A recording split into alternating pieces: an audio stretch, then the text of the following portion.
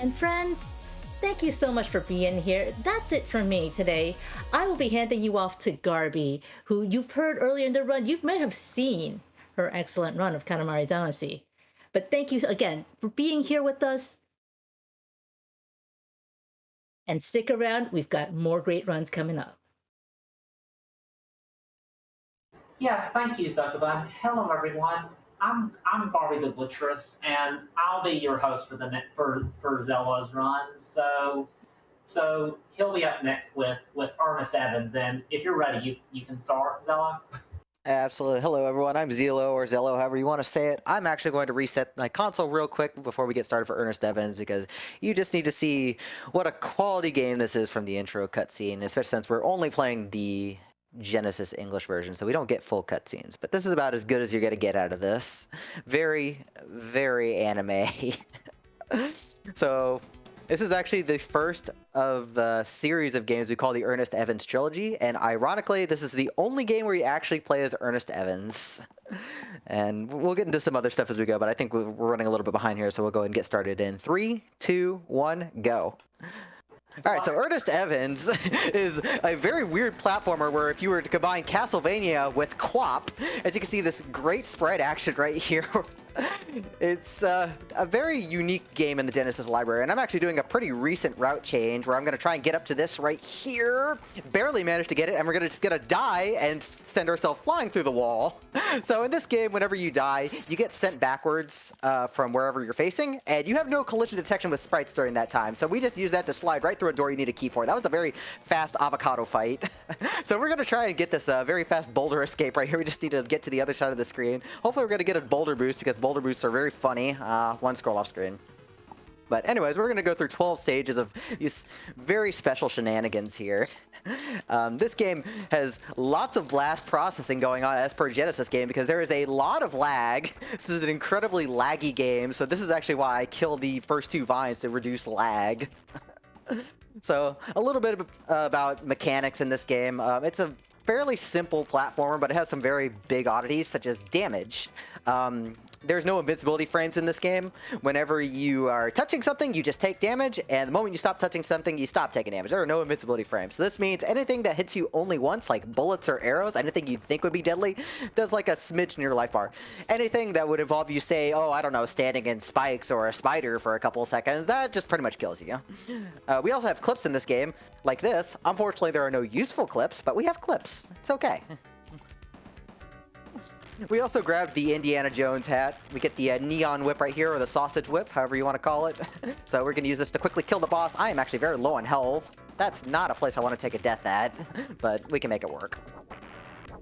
We only have 5 continues when we start the game, and there are no other ways to replenish those continues, so I got to be a little bit careful for the rest of the run. So the physics are about as janky as they look, since all my sprites are individually moving. That actually makes walking very awkward, and I will actually collide with a lot of this terrain, so usually you're going to see me jump in order to avoid stuff. Don't worry about the bouncing rib cages, it's okay. It's Ernest Evans. Gonna grab some rocks.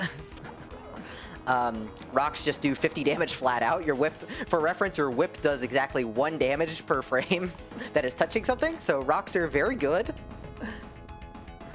See if we can slide right under this. Good.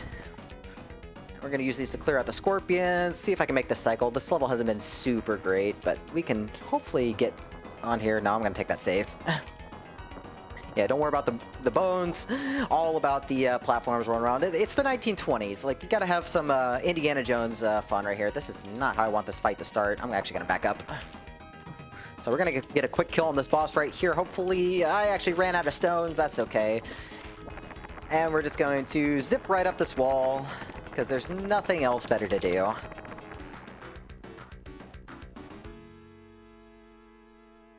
Alright, so this game also does have a couple other weapons. We'll get one here. We'll get a ball and chain right here. We'll use it on the boss. I do want to give a big shout out to the composer, Moto Sakuraba, who you probably know for many, many other fantastic games. He composed for Ernest Evans, and it is a fantastic soundtrack. It is the one really good silver lining about playing this game. So hopefully we're gonna get through these spikes okay.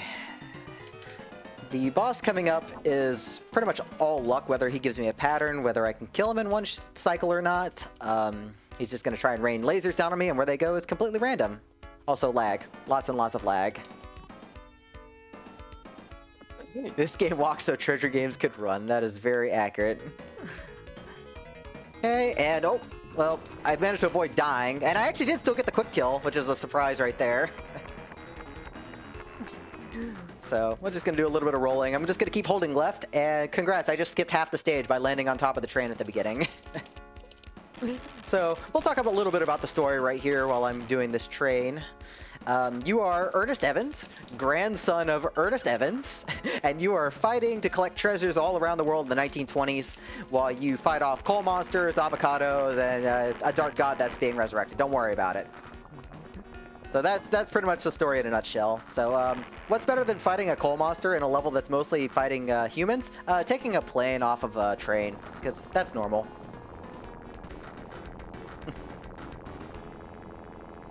Say hi to Annette on the car. So in the Japanese version, this is actually first in the series, and Annette would be our daughter that we adopt. In the US version, they switched this around, and Annette is actually our mother. I don't know why they made that change, but they did. Just ignore the imposter guiles. You gotta be careful, otherwise they'll flash kick you. And this guy just shoots bullets, so he's completely harmless. So we're gonna, I think I dropped my wallet down here. I better check. I could just barely reach it if I can get down there. I gotta get my wallet.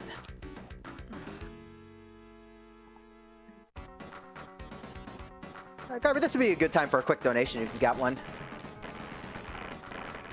Okay, so I guess I'll just so let me see. Yeah, we have a $25 donation from Scoot who says, "Good luck, Zello. Glad to catch this janky game. Yeah, this is a really interesting game." It is certainly a game. Thanks, Scoots. I mean, when you have such great aesthetics like this, this foreground chain right here, it can only be a top tier game. Like, look at that chain. Who needs to be able to see enemies or see this boss? This boss is also the worst. It is the second worst boss. He likes to run around and just make your day miserable. He's actually playing nice right now.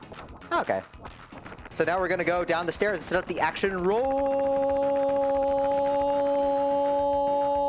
All right, let's see if I get this trick right here.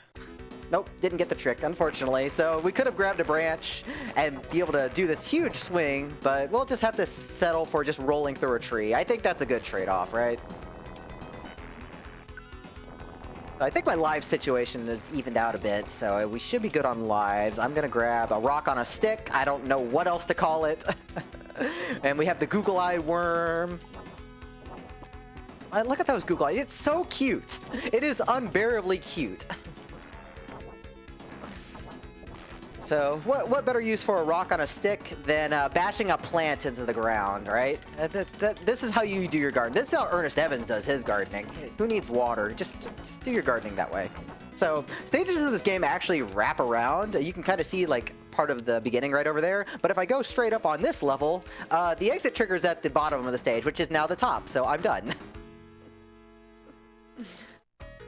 So, who wants sushi? This is probably the worst sushi you will ever see in a Genesis game. It is probably allergic to itself, and I am allergic to all this lag and time loss. So, we are underwater. This is how you swim. This is how Ernest Evans swims, anyway. And the fish can just outrun me for forever. It's actually playing kind of nice. I'm going to try and drop down, see if I can catch him. Okay. Just come back here. Come here. Come here. Okay. Swimming. Swim, swim, swim, swim, swim, swim, swim. Yes. This is how we swim it. And with that, we are now on the last level of the game, which is just nothing more than a quick boss rush. So, 3 bosses right here. I'm gonna hopefully get this in 3 swings, I think. 4? Okay, 4 swings, and we're just gonna avoid a bunch of lag here. I think I've only taken 2 deaths, so I should have a couple extra continues that I normally wouldn't have. So we'll do a little bit of a death abuse on the final boss coming up. So we're just gonna smack this guy. He throws fireballs. Fireballs do nothing. Bopping my head against him does way more damage. And I will do a quick death abuse by draining my life at the beginning of this next boss fight and use the invincibility frames. And while we're waiting for that, Garby, if you got anything you want to plug real quick, now's a good time. So I guess I can plug an upcoming bit more. There still is the MSU Music Bid War for Link Clash Randomizer, which is coming up in probably about an hour. Currently, Celeste is in the lead, but Cause My Dynasty is really close, and Link Between Worlds is as well. So, and Case Story is quite a bit away, so definitely get your donations in if you want to change that. If you want to change that. Time is coming up real quick. Time. GG. Thank you. Yeah, you would have thought that you would have had to hit the nice big red core right there to destroy the boss. No, it was the Pelican Scythe head, because that makes a lot of sense. And thus, we have saved the world from Hoster for now. Or I guess again, if you go by the US version. And what is our reward for that? Watching Ernest Evans run away from a boulder, Indiana Jones style. So, I want to give a quick shout out to Mike Yama, who introduced me to this game a long time ago. It's very amusing, but it is fun to play. Not too seriously run, but to play, it's actually very fun. And we got some quick trivia. You see director and programmers Bugtaro. They actually went on to do some pretty memorable stuff. Like, I know they were involved with like the design of Resident Evil Code Veronica. They like Capcom must have taken a look at that resume and said, Ernest Evans, you're hired. So the Wolf team made some really cool games, and this is one that's memorable in its own very, very funny ways. I would like to stick to the rest of the credits and do the Wolf team clap, but I know we're a little bit behind schedule. So thank you all for watching Ernest Evans, and after a quick break, we will be right back with Descent. Yeah, thank you for that run, ZELLLOOO. That was a lot of fun. So we'll be setting up for Descent also by ZELLLOOO up in a bit. So see y'all.